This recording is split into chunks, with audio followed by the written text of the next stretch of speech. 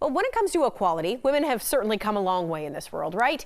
But there is still so much to accomplish, and our finances are a big part of that equation. So Cory Sickles, president of Safe Harbor Retirement Group, here to talk about the realities of retirement for females. You know, we don't like to say that we are kind of still needing to do a lot in this area, Cory, but it's true. I mean, females do have a little bit of a detriment when it comes to this. It definitely, Robin. You know, one of the things I'd look at is the first thing that would be salaries, right? Right. So according to a report that just came out in 2018, you know, females or women make about 21% less than males doing the same job. The same position, so, right. So when you really look at that, women really need to be a little bit smarter when it comes to investing. If you're actually making 20% less, right, that means you're also able to really invest a little bit less as well. Right. But you still need to be able to save for the future, so you do have to be smart with your investments.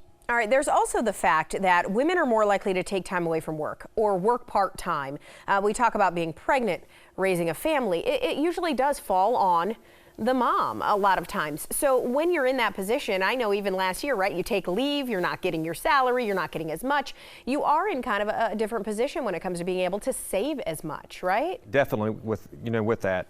There's a couple things that go with that. The first part is the investing part. You know, if you're not working, the one thing you know, maybe you are making a little bit of income. The big thing that you do need to try to be able to do is be able to somehow save something. Whether you want to put money into an IRA or you want to put something into a Roth. And just to kind of give you a little bit of an idea with that, if you could just save $1,000 and say you're 40 years old or younger, that $1,000 can turn into, you know, probably over about $20,000, you know, about 25 years from now.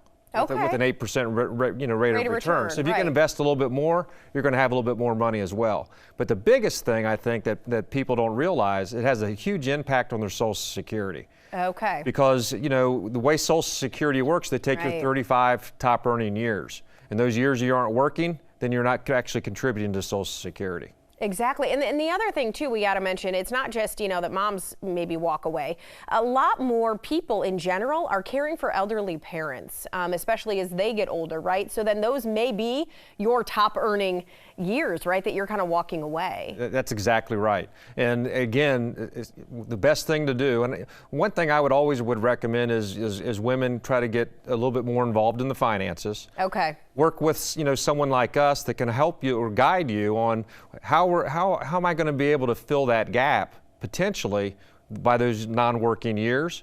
And again, saving as much as you possibly can, whether it's $1,000, $2,000, $5,000 a year, is going to add up over time. Cory, women do come out on top when it comes to living longer still, right? We do essentially have longer lives, we hope. So that does play a big factor into retirement as well, right? It's a huge. So if you're not making as much, you're probably not investing as much, which means your nest egg at the end of the day might be a little bit less. If you're living longer, you know, hopefully, you know, your spouse does have money as well that you'll be able to, you know, take advantage of. But one of the things I think that people don't necessarily realize is, you know, if your spouse does pass, you could lose partial pensions. Your Social Security is going to go from 2 paychecks to 1 paycheck. Right. So you're going to have a little bit of difficulty of being able to deal with that. And again, someone like me can sit down with you and we can prepare for that, you know, for the future. And if you are a woman going through a divorce, it can leave you in a bad position financially as well. So you guys deal with a lot of these issues every day. We do see that. And, you know, one of the biggest things that I see when women go through divorce is, one is you need to be smart. And I always would recommend, if you're going through that path, you sit down with a financial professional. Because one of the things I'll sit down with is to make sure that you are going to maybe receive some of those retirement accounts that you are supposed to receive, or you could receive, right? To be able to make sure you take that, as well as being able to later on in life, is you need to make sure that you also know all the Social Security rules as well. Bless you there. I apologize. Hold on. That's fine. But you need to make sure that you understand Social Security, because if you've been married over 10 years or more, you're actually eligible possibly for widow Social Security as well as spousal support as well. All right. I had a little tickle in my throat and it didn't go away, so I apologize.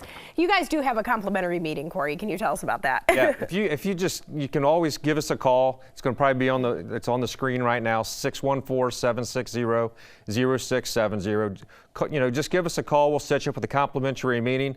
And here's the one thing that I would say is we can sit down with you and really start put together for you a retirement plan to find out, are you on track? If something happens to your spouse, or if you are divorced, what's it really going to look like for you in the future? All right, and if you can't catch your breath, you can do that with Cory and his team. Apologies once again, Cory. Thank you so much. No problem.